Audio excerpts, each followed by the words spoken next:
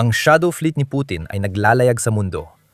Pinupuno ang kaba ng digmaan ng Kremlin ng ilegal na pera. May aksyon na ang Ukraine. Sa isang lihim na base sa Mediterranean, tinutuwis ng mga sundalong Ukrainian ang mga barko ni Putin. Malaking sorpresa ito sa Russia at hindi mapipigilan ni Putin ang darating. Dahil may katuwang na bansa ang Ukraine para putulin ang huling lifeline. Nagkaroon tayo ng palatandaan na may nangyayaring ganito. Noong Disyembre 19, 2025, unang matagumpay na tinamaan ng Ukraine ang isang tanker ng Shadow Fleet ng Russia sa Mediterranean Sea. Ang Kendil, na naglalayag sa ilalim ng bandila ng Oman, ay tinamaan sa internasyonal na dagat sa pagitan ng Malta at Greece. Masayang inako ng Ukraine ang operasyon. Naglabas ng video ang Security Service of Ukraine, SBU, at inanunsyo sa buong mundo na inatake nila ang barko ng Shadow Fleet ng Russia na 2,000 kilometro o 1,200 at 40 milya mula sa hangganan ng Ukraine. Ginamit ng Russia ang tanker na ito para iwasan ang mga parusa at kumita ng pera na ginamit sa digmaan laban sa Ukraine, ayon sa SBU matapos ang pag-atake. At idinagdag pa nila, kaya mula sa pananaw ng internasyonal na batas at mga batas at kaugalian ng digmaan, ito ay isang ganap na lehitimong target para sa SBU. Kailangang maintindihan ng kalaban na hindi hihinto ang Ukraine at kaya nitong tamaan sila kahit saan sa mundo. Isang nakakakilabot na banta at ilang buwan matapos nito, sinundan nito ng Ukraine ng ikalawang pag-atake laban sa isang tanker ng Shadow Fleet sa Mediterranean. Habang tinatanong pa din kung paano nakaabot ang mga drone ng Ukraine sa Kendil, tinamaan naman sa Mediterranean ang Arctic Metagas, isang LNG carrier. May kargang 60,000 toneladang LNG mula Russia ang barko at nagdulot ito ng kontrobersya. Siyam na bansang EU na pinangunahan ng Italia ay kumundena sa pag-atake dahil sa posibleng epekto sa kalikasan. Binalaan ng World Wildlife Fund ang posibleng sakunang ekolohikal kung lumubog ang barko. Magkaiba ang atake ngayon kaysa nung sa Kendil. Walang laman ang unang barko. Puno ang Arctic Metagas. Habang nag-uusap tayo, stranded pa rin ang Arctic Metagas. Ayon sa Euronews noong Abril 4, inatake ito habang papunta sa Port Said, Egypto. Matapos ang pag-atake, inilikas ng mga otoridad ng Maltang crew bago maglayag ang barko nang walang timon patungong Libya. Sinubukan ng mga otoridad ng Libya ang operasyon ng paghila noong unang bahagi ng Abril. Naputol ang kable na humihila sa nasirang Rusong tanker papunta sa dalampasigan. Muling inanod sa dagat ang Arctic Metagas. May karga pa rin itong 60,000 tonelada ng LNG. Sa puntong ito, lalo nang naghinala ang Russia. Hindi kinumpirma ng Ukraine ang pag-atake sa Arctic Metagas, di tulad ng sa Kendil. Para sa Russia, isa lang ang sinisisi sa pag-atake. Ipinahayag ng Russia na hindi raw mula sa sarili nitong teritoryo, inilulunsad ng Ukraine ang mga drone nito para atakiin ang mga barko ng Shadow Fleet sa Mediterranean. May tumutulong daw.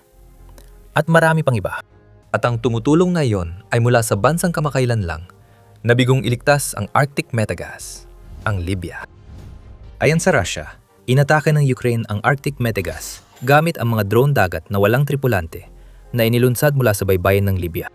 Si Putin mismo ay lumabas sa pambansang telebisyon sa Russia upang kondenahin ang pag-atake bilang isang teroristang gawain. At binanggit niya na hindi ito ang unang beses na nangyari ang ganitong insidente. Ang iba pa sa Russia, kabilang ng Ministeryo ng Transportasyon ng bansa, ay nagsimulang magbanta at iginiit na kasabwat ang European Union sa lahat ng ito. Parang sinusubukan ng Russia na isisi sa ibang mga bagay para makita kung ano ang tatanggapin. Pero may tama rin sila sa isang bagay. Totoo na inatake ng Ukraine ang Arctic Metagas mula sa Libya na nagbubukas ng bagong mapanganib na proxy conflict na maaring magpalawak ng digmaan ng Ukraine sa Africa mahigit 4 na taon matapos ang pananakop ni Putin. Ito ay paglala ng digmaan na ngayon lang natin nakita. Susuriin din natin kung paano nagsimula ang proxy war at ang kahulugan nito mamaya. Una, kinumpirma ng Radio France Internationale, RFI, ang state-owned news radio ng Pransya, ang mga lihim na aktibidad ng Libya. Ayon sa RFI, may presensya ang Ukraine sa Libya mula pa nung hindi bababa sa Nobyembre 2025 matapos pumirma ng kasunduan ang Kyiv at Tripoli. Malaki ito at lalong lumalalim ang kwento. Ayon sa dalawang source sa Libya na nakausap ng RFI, sinasamantala ng Ukraine ang kasunduang iyon. Sa kasalukuyan, mahigit 200 eksperto at opisyal militar ng Ukraine ang ipinadala sa Libya dahil sa isang kasunduan. Ang mahigit 200 tauhan ay nakakalat sa 3 lugar, kabilang ang Akademya ng Hukbong Himpapawid ng Libya sa Misrata. Tinutuluyan din ng puwersa ng Italya, Turkey, sentro ng intelihensya ng UK at US Africa Command ang pasilidad na iyon. Hindi nakapagtataka kung natatakot ang Rusya dahil ang presensya pala ng Ukraine sa base na ito ay nagpapahiwatig ng posibleng mas malalim na pakikipagtulungan nito sa ilan sa mga kaalyado nito. Sinong may alam sa impormasyong nakukuha ng Ukraine mula sa sentro ng intelihensya ng UK sa base? Baka ang sentrong iyon ang nagbigay sa Ukraine ng kailangan nito para maisagawa ang pag-atake sa Arctic Metagas. Nagbibigay ba ito ng impormasyon sa Ukraine para magamit laban sa Russia sa teritoryo nito? Walang sagot sa mga tanong na ito na tiyak tinatanong din ni Putin at mga kasama niya. Mas mag-aalala si Putin sa pangalawang base.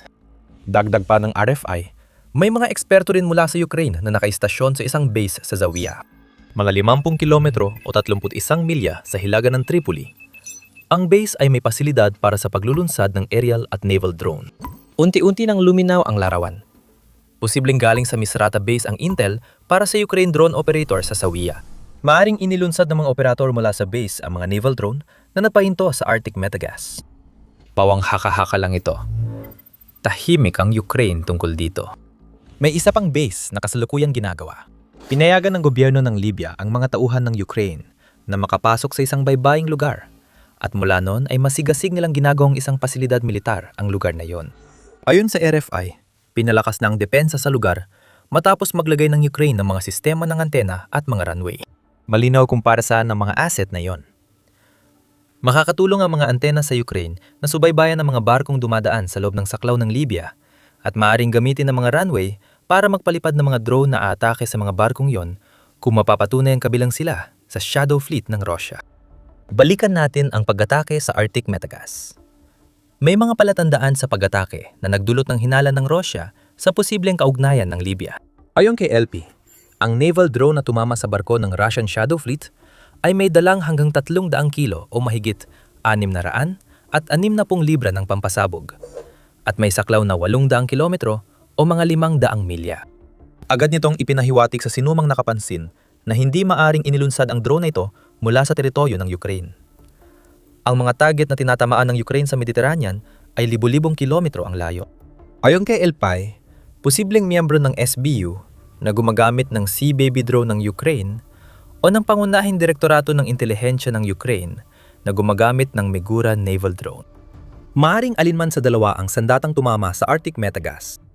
Malaking epekto nito sa Shadow Fleet ng Russia. Ang lihim na koleksyon ng mga barko ni Putin na kadalasang gumagamit ng bandila ng ibang bansa para itago ang pagmamay-ari ay tinatayang kumikita ng 87 hanggang $100 bilyong bawat taon ayon sa Center for Strategic and International Studies. Sabi ng center, ang halagang iyon ay kapantay o mas mataas pa sa lahat ng military aid na ibinigay sa Ukraine mula nang simula ni Putin ang pananakop. Ang tagong armada ang pangunahing sandigan ni Putin. Ito ang tanging dahilan kung bakit patuloy na pumapasok ang pera mula sa langis at gas sa Russia habang hinaharap ng bansa ang ekonomikong paghigpit na dapat sana ay pinapataw ng mga parusang mula sa kanluran. Kung kaya ng atakihin ng Ukraine ang mga barko ng Shadow Fleet na napapalapit sa Libya, ibig sabihin, hindi na mapapasukan ng mga kahina-hinalang barko ng Russia ang malaking bahagi ng dagat Mediteraneo. Mas nahihirapan ng Russia na maabot ang mga mamimili ng langis at gas sa Afrika. Kailangan maglayag ng mas malayo ang mga lumaan ng tanker ng Russia papunta sa mga lugar na kailangan ni Putin na lalo pang nagpapalala ng pagkasira ng mga barkong hindi na dapat ginagamit.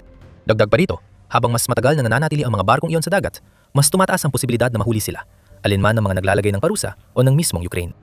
Target na ngayon ang Shadow Fleet ng Russia. Unti-unti nang nasasakal ang pangunahing sandigan ng Russia. Pero habang hinahabol ng Ukraine ang mga barkong Ruso mula sa kanilang mga lihim na base sa Mediterranean, mas malaking problema ang unti-unting namumuo sa ilalim ng ibabaw. Ang Libya ay hindi talaga matatag na kaalyado ng Ukraine, gaya ng ipinapakita ng lahat ng ito. Ang Libya ay nahahati dahil sa alitan sa politika at agawan ng impluwensya. Kaya nagiging lugar ito ng namumuong proxy battle na magpapalawak sa digmaan sa Ukraine, lampas sa mga hangganan nito at ng Russia.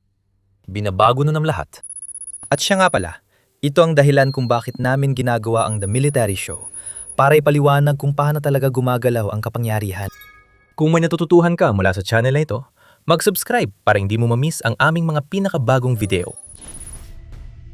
Naging hamon ng Libya mula nang salakain ng Russia ang Ukraine noong Pebrero 2022.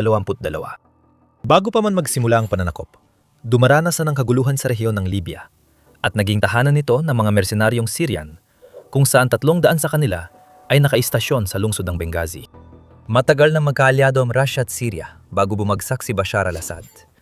Kaya ang presensya ng mga mersenaryong Syrian sa Libya ay patunay na nais ng Russia palawakin ang impluwensya nito sa Libya. Nagtagumpay sila. Ang kilalang organisasyong mersenaryo ng Russia, ang Wagner Group, ay lumaban kasama si Khalifa Haftar, pinuno ng Libyan National Army, na umatake sa Tripoli noong 2019 at 2020. Bagamat tinatawag na Libyan National Army, hindi ito opisyal na sanggay ng pamahalaan ng Libya. Paramilitaryong grupo ito na binubuo ng milisya at militar para agawin ang kontrol sa Libya mula sa opisyal na pamahalaan. Mahilig si Putin sa ganitong laban sa kapangyarihan. Lalong tumitindi ang kaguluhan sa Libya dahil sa labanan sa pagitan ng pamahalaan ng pambansang pagkakaisa ng Libya, na kinikilala ng buong mundo bilang opisyal na pamahalaan ng Libya, at ng pamahalaan ng pambansang katatagan na sinusuportahan ni Haftar at hindi direktang tinutulungan ng Russia. Bago sa lakayin ng Ukraine, ginagawa ni Putin ang dati niyang ginagawa. Nagpapalaganap ng kaguluhan at sumusuporta sa mga proxy para palakasin ang impluwensya ng Russia sa Africa. Simple lang ang estratehiya. Kung tinulungan ng Russia si Haftar makuha ang kapangyarihan, magkakautang ng loob siya sa Russia. Langis at gas, na pareho namang meron ang Libya ang magiging kabayaran at magagawa ng Russia na gamitin ang Libya bilang isang bansa kung saan maaari itong magtayo ng mga base para mapalawak pa ang impluwensya nito lampas sa sarili nitong teritoryo. Mabilis lumipas ang panahon at ngayon ay may ugnayan ng Ukraine at opisyal na sanggay ng gobyerno ng Libya. Si Putin ang nagdulot ng sitwasyong ito dahil sa kanyang pagsalakay sa Ukraine. Nabulag si Putin sa kagustuhan niyang mabawi ang Ukraine para sa Neo-Soviet Union. Kaya nagsisimula ng mawala ang impluwensya ng Russia sa Libya. May namumuong proxy war at hindi natutuwa ang Russia tungkol dito. Iniulat ng TASS ang mga pahayag ni Maria Zakharova, tagapagsalita ng Ministry ng Ugnayang Panlabas ng Rusya noong Abril 8. Ibinahagi niya ang saloobin na ang aksyon ng Ukraine sa Libya ay maaring gawing pugad ng digmaan ng Mediterranean. Sabi ni Zakharova, nagpadala ang Ukraine ng Group 13 sa Mediterranean gamit ang barkong pangkarga para subaybayan ang Shadow Fleet tanker sa Black Sea at Mediterranean Sea. Ayon sa alegasyon, ang tanker ay dinisinyong magpakawala ng mga pandagat na drone anumang oras at posibleng sangkot sa pag-atake sa Arctic Metagas, ayon kay Zakharova. Ipinapahiwatig na kasabwat ang Libya sa pagpayag sa Ukraine na gamitin ang tanker, kaya kinundena ni Zakharova ang internasyonal na komunidad sa kawalang aksyon. Naroon na naman ang mapagkunwaring Rusya. Matagal nitong sinubukang palawakin ang impluwensya sa Libya, pero ngayon kinokondena nito ang Ukraine sa paggawa ng kaparehong bagay ng mas epektibo. Dumaring ang Rusya sa sinasabi nitong paglabag sa pandaigdigang batas dahil sa mga pag-atake sa mga sibilyang barko, habang binabalewala naman ang katotohanang ang mga barkong iyon ay bahagi ng isang shadow fleet na umiiral lamang para sa layuning militar ni Putin. Mahalaga rito, galit ang Rusya dahil nabaliktad ng Ukraine ang sitwasyon sa Libya na nagbigay dito ng impluwensya sa Mediterranean at Africa. May ilan nang nagbabala ng posibleng gray zone conflict dahil dito. Ayon kay Amin Ayub, na fellow ng Middle East Forum, hindi aksidente ang operasyon ng Ukraine sa baybayin ng Libya, ayon sa isinulat niya sa Times of Israel. Ayon kay Ayub, ito ay kalkuladong pagbabago para magtayo ng paunang base ng operasyon sa pagsisimula ng digmaang Europeo sa teritoryo ng mga Arabo. Vulnerable na ngayon ang langis at gas ng Libya sa posibleng pag-atake ng Russia dahil humihina ang impluwensya ni Putin sa bansa. Kung maging pugad ng gulo ang Mediterranean, magdudulot din yon ng kaguluhan sa pamilihan ng enerhiya na dati nang nabigla dahil sa pagharang sa Strait of Hormuz. Sabi ni Ayub, parang kolatera na lang at negosyable ang soberanya ng Libya ngayon. Sinabi niya na lahat ng dayuhang impluwensya ng militar, Ruso, Ukranyano o Turko, ay dapat nasa malinaw na mandato na nakakaisang bansa. Malababong dumating agad ang mandato. Sa Libya ngayon, parang pulbura lang na naghihintay sumabog ang sitwasyon. Mahalaga ngayon ang mga lihim na base militar ng Ukraine sa Libya laban sa shadow fleet ng Rusya, at hindi pa handa si Putin na tigilan ng mga tangka niyang impluwensyahan ang Libya. Sinubukan na ng Rusya na ibaling ang focus nito sa Libya matapos bumagsak ang rehimen sa Syria na dating nagbigay kay Putin ng impluwensya sa gitnang silangan. Nagsimulang maglipat ng sundalo at kagamitan ng Rusya sa Libya noong Enero. 225 linggo matapos bumagsak si Assad. Kasabay nito, Nilalapitan ng kanluraning estado ang pamilya ni Haftar na nagpapakitang may pagkakabaha-bahagi sa kampo ng general na suportado ng Rusya. Para sa Rusya, ang Libya ay tsansa ring sakta ng kalaban gamit ang hybrid na sapilitang migrasyon. Nahulog ang European Union sa patibong ni Putin noong 2025 na magpadala ito ng delegasyon para makipagkita kay Haftar. Ito ay isang warlord na ang mga pag-aangkin sa Libya ay tinuturing na hindi lehitimo ng pandaigdigang komunidad. Sa pakikipag-ugnayan, binigyan ng EU ng lehitimasyon ang bagong rehimen na suportado ni Putin. Matagal nang may estratehiya ang Russia sa Libya. Ngayon, ang pamahalaan doon ay lumalapit sa Ukraine para itama ang epekto ng mga hakbang ni Putin. Ayon sa Kiev Independent, ang kasunduang nilagdaan ng Libya at Ukraine noong Oktubre 2025 ay hindi lang tungkol sa pagpayag sa Ukraine na magtayo ng base sa ilang kampo sa Libya. Nakikipag-ugnayan ang tropang Ukrainian at Libyan sa punong himpilan ng 100 at 11 brigada ng Libya. Kapaki-pakinabang din sa pamahalaan ng Libya ang kasunduang pumapayag sa Ukraine magdestino ng mga sundalo. Nakatanggap ito ng pangakong pagsasanay kung paano magpatakbo ng mga drone, pati na rin ang pamumuhunan sa sektor ng langis ng Libya at pangakong pagbebenta ng armas mula Ukraine patungong Libya kapag natapos na ang digmaan laban sa Rusya, ayon sa ulat. Hindi kumakampi sa magkabilang panig ang Libya. Ang bansa ay may 2 panig na papunta sa banggaan. Ayon sa The Guardian, malakas pa rin si Haftar kahit walang trono at ginagamit ang baybayin ng Libya para magpadala ng libu-libong migrante sa Europa. Marahil utos ni Putin. Ang Libya rin ay isang daanan na ginagamit ng Russia para magpasok ng mga armas sa Sudan, kung saan ang kaguluhang sibil ay lumilikha ng uri ng kaguluhan ni gustong samantalahin ni Putin. Ayon sa The Guardian, ang may kontrol sa Libya ay may napakalaking kakayahang gipitin ang Europa. Nagpapag-agawan na yon ang Russia at Ukraine sa kontrol nito. May warlord na suportado ni Putin na gustong agawin ang kapangyarihan para sa sarili niya. Ang opisyal na pamahalaan ng Libya ay sumusuporta sa Ukraine kapalit ng kaalaman at armas sa hinaharap. Kaya maaring ang mga pag-atake sa mga barko ng Russian Shadow Fleet sa Mediterranean ang nakaagaw ng lahat ng atensyon. Sa likod ng mga pag-atake, may lihim na operasyon, sikretong kasunduan, at nagsisimulang proxy war na nagbabantang lamunin ng Africa at Mediterranean habang nagbabanggaan ng Russia at Ukraine para sa Libya. Isang pandaigdigang digmaan ang nagumpisa. Maaring ang Libya ang mauwi sa sentro ng lahat ng ito. Hindi lang Libya ang inalala ni Putin. Lumalawak ang impluensya ng Ukraine sa iba pang lugar, lalo na sa silangang Europa. Habang sinusubukan ng Russia na magpasiklab ng proxy war, ipinapakita ng Bulgaria at iba pang silangang Europa na handa silang labanan si Putin sa pagsuporta sa Ukraine. Alamin pa ang iba sa aming video. At kung nagustuhan mang video na ito, siguraduhin mag-subscribe ka sa The Military Show para hindi mo mamiss ang aming mga balita tungkol sa pinakabagong kaganapan sa digmaan sa Ukraine. At maraming salamat, gaya ng dati, sa panonood.